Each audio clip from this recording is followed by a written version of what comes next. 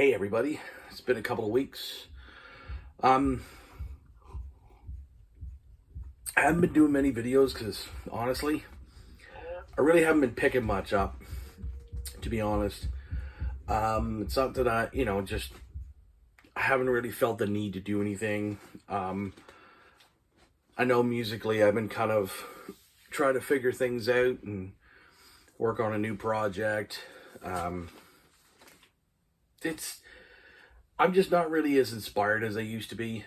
I know I've said this a few different times, but that's the thing. Like, I get into these sort of funks and slumps and kind of where I just don't really want to do much. Everybody else has got stuff and doing videos and yada yada, but enough of the schmuck. So Andy over at Cloudy Milder Metal Mogul YouTube channel did a video of top 10 album covers that are not Iron Maiden. And so I'm jumping on this here. Real quick, I've seen a few people's videos, fantastic showings. Josh has had some good ones. Andy has some good ones. Metal Mickey's had some good one. Josh Keach, I should say. Chris Profis did a good one. Aaron Muth Alamere did a good one. Yeah, so everything's cool. Everything's been great. So I'm like, well, I might as well fucking jump in on this. It's been a while, so show off some of my favorites. I got two honorable mentions, and I'm going to go through that right now. That way we're not sitting here at 10 minutes and me haven't shown a record yet. First one, this is one I've already shown. Metallica's Green Ride the Lightning.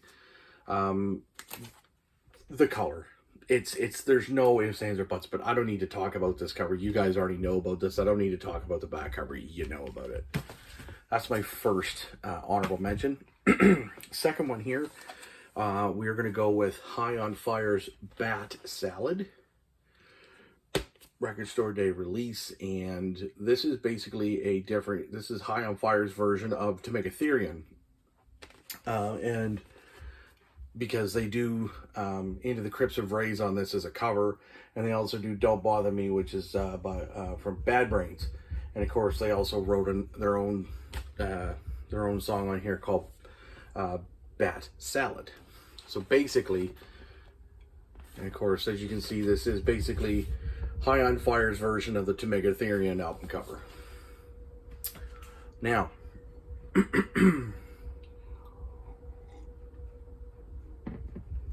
it's going to get into this. I'm not going to list these from top to bottom.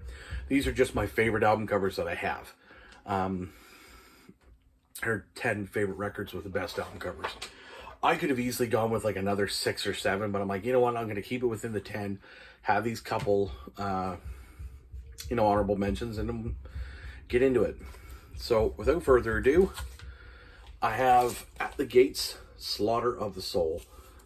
Probably one of the best mellow death records that ever come out, and this was released in 1995 on Earache. Now, this is an Earache Records re-release, and well, it was actually out on Earache Records, but of course, and this was re-released in 2014. Apologies.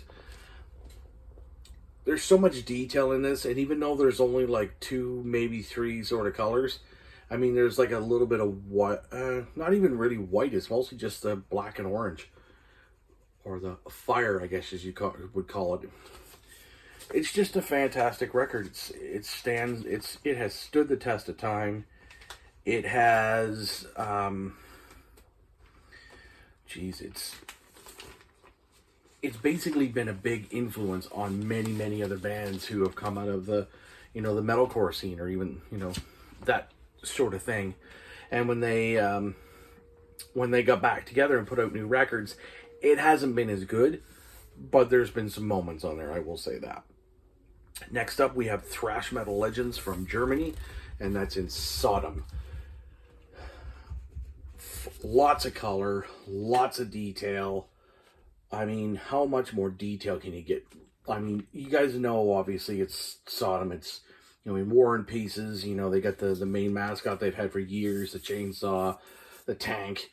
It's super, super, super colorful. I mean, if you guys have this record, you don't even have to sit there and discuss it or even debate it. It's there. Next up, a lot of some people have gone with Rain and Blood. Some people have gone with South of Heaven. I'm going to go with my favorite because fucking look at it. Hell awaits. You know, demons tearing out people's eyes.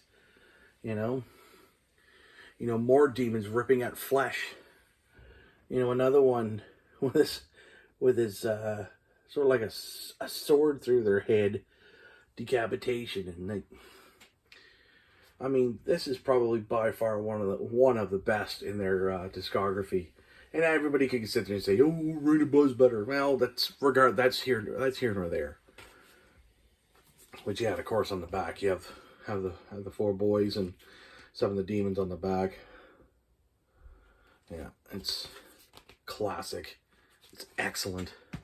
And I really actually didn't even buy that for the album cover. It became more synonymous with me later because of how cool it was. But I just knew I had to get that record because I love the title track. Now, a few people, I know Mike on this next record I'm going to show,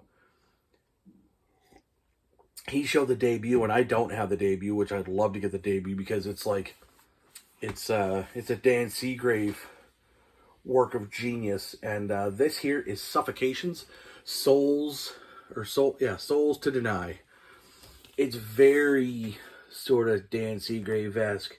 Like, if you look at it, there's some demons on this road, some skeletons, you know, this sort of, it looks like it's a demon right there. You kind of have sort of this dystopian looking like evil castle thing. I just noticed that there's a body on a couple bodies there on this being impaled here in the corner. You always see some. That's the thing with Suffocation stuff. Like, you'll always see these little nuances in another one down there in the bottom. Like, you'll always see these sort of different things. Like, you look at it, it's like, oh, it's a Suffocation record, gonna happen, bah! And it's like, shit. You know, surgery of impalement fucking rules. I mean, you don't expect much more from Suffocation but fucking darkness and brutality. This here is one of the records I actually got in Matt from the Accusation Network's contest that he did. It was his 2000 subs contest. And I've actually grown to really, really love this record. This record is absolutely fantastic. And this is a band called Terminal Nation. Holocene Extinction. This, like, look at this.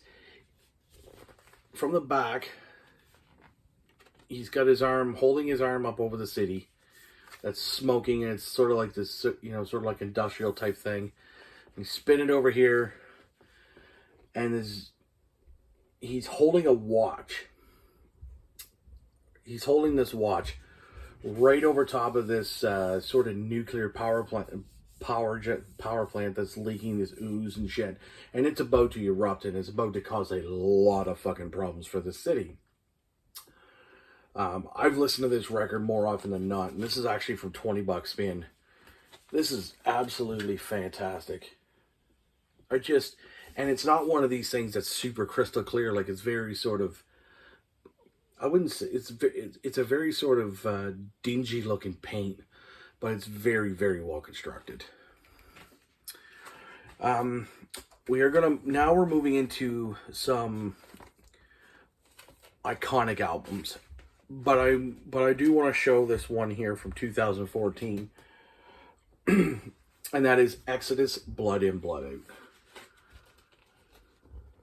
Shot of the boys.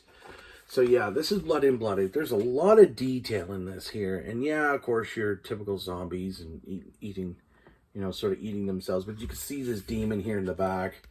It almost looks like he's controlling everything, and it's like they're in some sort of this,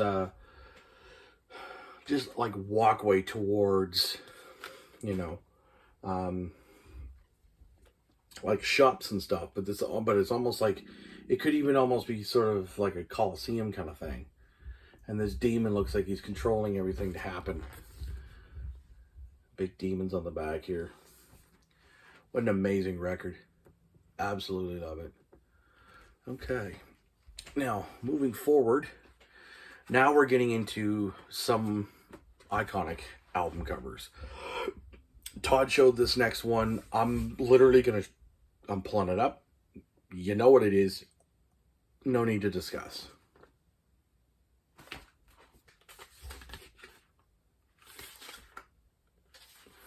We all know this is a legit place, and she's a legit person. Do I need to? No. Moving on to this next one. This is a reissue on Back on Black Records. Again, do I need to?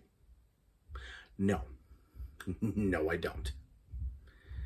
It's Priest and it's Killer. It's Painkiller. But you guys know this. Now, I was sort of debating on talking about that these two would be like my top two records. These are definitely two that would be at the top, along with probably Slaughter of the Soul. Like I said, I wish I had Effigy of the Forgotten, but you know. But this one here, this is not even my favorite record by these guys. But the thing I gotta mention about Death and Scream Bloody Gore, it's so iconic. As soon as you look, as soon as you see the logo, as soon as you see, you know, the sort of the disciples are breaking bread and drinking blood, you know, and the leader's like, you know, take this and enjoy, you know, and I mean, of course, being the repress there from Relapse Records, Chuck Schuldiner, Perseverance Holdings. Like, the thing is like, this isn't even my favorite Death record. Human is my favorite Death record, but this is my favorite cover. Now, with this here, with the logo, over time, you see this little fella here sort of disappear, because they were moving from that, and the blood, it was really moving from this really dark death metal, pure death metal, and every record it would change a little bit. So it became sharper by the time the Sound of Perseverance came out, and the Grim Reaper was basically all but gone. Now,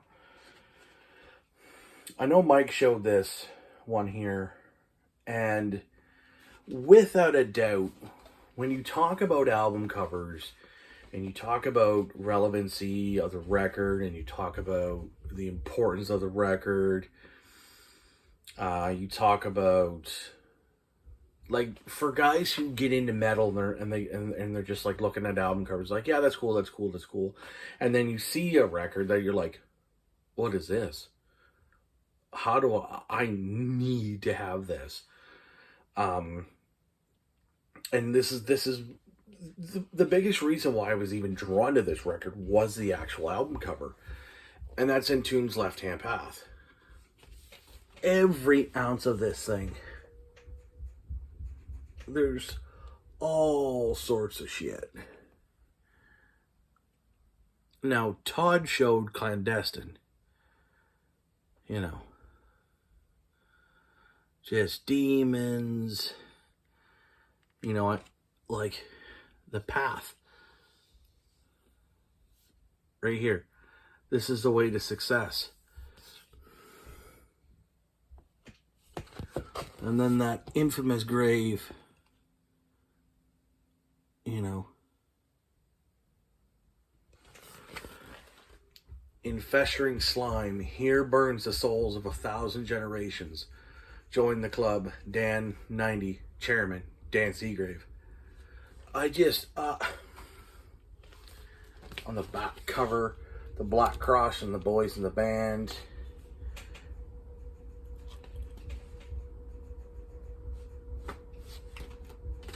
Probably the most known album cover.